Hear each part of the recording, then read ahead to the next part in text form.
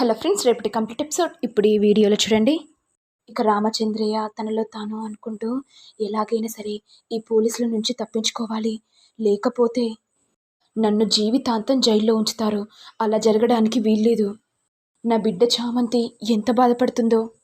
నా బిడ్డ మాట వినకుండా నేను గుడికి వచ్చాను. నా చామంతి నా కోసం ఎంత ఏడుస్తుందో. బిడ్డ చామంతి, నేను తప్పు చేశానమ్మా, నీ మాట వినకుండా ఇలా చేశానమ్మా, ఎలాగైనా సరే ఈ పోలీసుల నుంచి తప్పించుకోవాలి అనుకుంటూ రమాదేవి, సార్, నాకు ఎందుకో కళ్ళు తిరుగుతున్నట్టుగా అనిపిస్తుంది, కడుపు నొప్పి బాగా లేస్తుంది సార్, దయచేసి ఒకసారి ఆపండి సార్. ఏంట్రా, తప్పించుకోవడానికి ఇలా మాటలు మాట్లాడుతున్నావా? లేదు సార్, నేను చెప్పేది వినండి, కడుపు నొప్పి లేస్తుంది, ఒకసారి పక్క కాపండి సార్. ఇక పోలీసులు కూడా రామచంద్రయ్య మాటలు విని ఇక కార్ని ఆపేసరికి ఇదే ఛాన్స్ అనుకొని రామచంద్రయ్య పారిపోతాడు. కానిస్టేబుల్ టెన్షన్ పడుతూ, సార్, ఆ రామచంద్రయ్య మన చేతుల నుంచి తప్పించుకున్నాడు. ఏంటి కానిస్టేబుల్, బుద్ధిగా పనిచేయరా? ఆ రామచంద్రయ్య ఎక్కడికి వెళ్తున్నారో మీరు కూడా వెళ్ళండి. నేను మేడంకి ఏం సమాధానం చెప్పాలి? రామచంద్రయ్య తప్పించుకున్నాడని తెలిస్తే ఇక నా ఉద్యోగమే పోతుంది అనుకుంటూ ఎస్ఐ టెన్షన్ పడుతూ రమాదేవికి ఫోన్ చేసి, హలో మేడం, మీతో ఒక విషయం మాట్లాడాలి. అంటే మీరు చెప్పినట్టుగా రామచంద్రయ్యని వేరే స్టేషన్కి తీసుకెళ్దామనే లోపే రామచంద్రయ్య తప్పించుకున్నాడు మేడం. ఇది విని రమాదేవి ఒక్కసారిగా షాక్ అవుతుంది. ఏంటి, ఏం మాట్లాడుతున్నారు? ఆ రామచంద్రయ్య తప్పించుకోవడం ఏంటి? మీరు బుద్ధిగా వర్క్ చేయడం తెలీదా? నీకు నెల నెలకు డబ్బులు పంపిస్తున్నాను కదా, మరి నువ్వేం చేస్తున్నావు? వాటినేమో హాయిగా దర్జాగా ఖర్చు పెడుతున్నావు. మరి నేను చెప్పిన పని ఏం చేశావు? నాకు ఏం చేస్తావో తెలీదు. ఇప్పుడే చెప్తున్నాను, ఆ రామచంద్రయ్య దొరకాలి, అరెస్ట్ చేయాలి, జీవితాంతం వాడు జైల్లో చిప్పకూడు తినాలి. అర్థమైందా ఎస్ఐ? అలాగే మేడం, మీరు చెప్పినట్టు చేస్తాను. ఎలాగైనా సరే ఆ రామచంద్రయ్యని తప్పకుండా పట్టుకుంటాను మేడం. ఇదంతా రోజా విని, అసలు అత్తయ్యకు మా నాన్నకు ఏ సంబంధం ఉంది? మా నాన్నకు జైల్లో చిప్పకూడు తినిపించాలని ఎందుకు అనుకుంటుంది? మా నాన్న బయటికి రాకుండా చూడాలని ఎందుకు అనుకుంటుంది? ఎలాగైనా సరే అన్ని విషయాలు తెలుసుకోవాలి. మా నాన్నకు ఈ రమాదేవికి ఎలాంటి సంబంధం ఉందని నేను అన్ని విషయాలు తెలుసుకోవాలనుకుంటే మా అమ్మనే అడగాలి. ఒకే ఒక్క ఆధారం మా అమ్మ. ఇప్పుడు నేనేం చేయాలి? ఇద్దరిని బయటికి గెంటేశాను. ఇప్పుడు మా అమ్మ జాడను ఎక్కడని వెతకాలి? ఎలాగైనా సరే వెతుకుతాను, ఆధారాలు సేకరిస్తాను.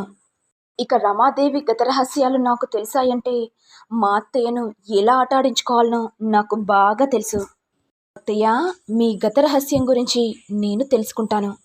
ఇక నేనే మిమ్మల్ని బ్లాక్మెయిల్ చేస్తాను అత్తయ్య, వెయిటెన్సీ అనుకుంటూ రోజా సంతోషపడుతూ ఇటు ఆలోచనలో పడిపోతుంది. ఇప్పుడు నేను మా అత్తను బ్లాక్మెయిల్ చేస్తే ఇక ఉపేంద్రగాడు నన్ను బ్లాక్మెయిల్ చేస్తాడు. ఈ మూలాధారం అంతా ఈ ఉపేంద్రగాడే. ఈ ఉపేంద్రని లేకుండా చేసేస్తే మా గత రహస్యం కూడా ఆ రమాదేవికి తెలీదు.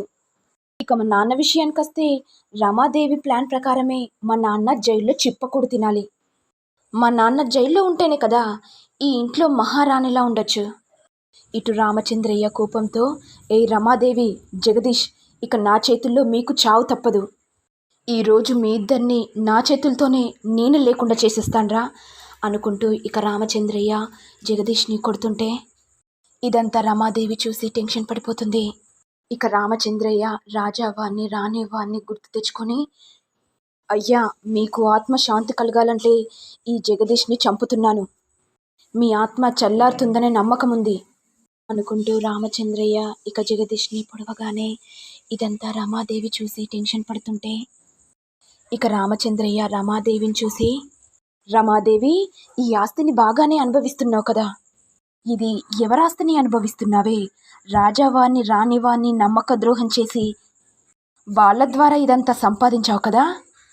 ఇది విని రమాదేవి టెన్షన్ పడుతూ, రామచంద్రయ్య, నా దగ్గరికి రావద్దు, దయచేసి నన్ను క్షమించు. ఏంటి, ఎంత బాగా నటిస్తున్నావే? నన్ను జైల్లో చిప్పకూడు తినడానికి పోలీసులతో బాగానే మాట్లాడుతున్నావు కదా, ఇప్పుడేమో నేను కనబడేసరికి భయం ఇస్తుంది అంటున్నావా? రాజావాణ్ణి చంపినప్పుడు భయం లేవలేదు, కానీ ఇప్పుడు నేను నీ దగ్గరికి రాగానే భయం ఇస్తుందా? నరరూప రాక్షసులు ఈ భూమి మీద ఉండే అర్హత లేదే అనుకుంటూ ఇక రామచంద్రయ్య రమాదేవిని పొడుస్తుండగా ఇంతలో హర్ష వచ్చి, దయచేసి ఒక్క నిమిషం ఆగండి. అసలు మీరెవరు? మా రమాదేవి మీద ఎందుకింత కుట్రున్నది? మీరు చూస్తుంటే మంచోళ్ళ అనిపిస్తున్నారు. ఈ రమాదేవి వల్ల నేను చిప్పకూడు తింటున్నాను. రాజావారిని రాణివారిని చంపింది ఈ రమాదేవియే. రాజావారింట్లో ఒకప్పుడు పని మనిషిగా పనిచేసేది. అలాంటిది దీనికి ఆ రాజమణిహారం మీద కన్ను పడ్డది.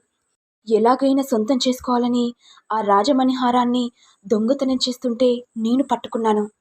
ఇక ఈ విషయాన్ని రాజావారికి చెప్పగానే రమాదేవిని ఊరి నుంచి బహిష్కరించారు.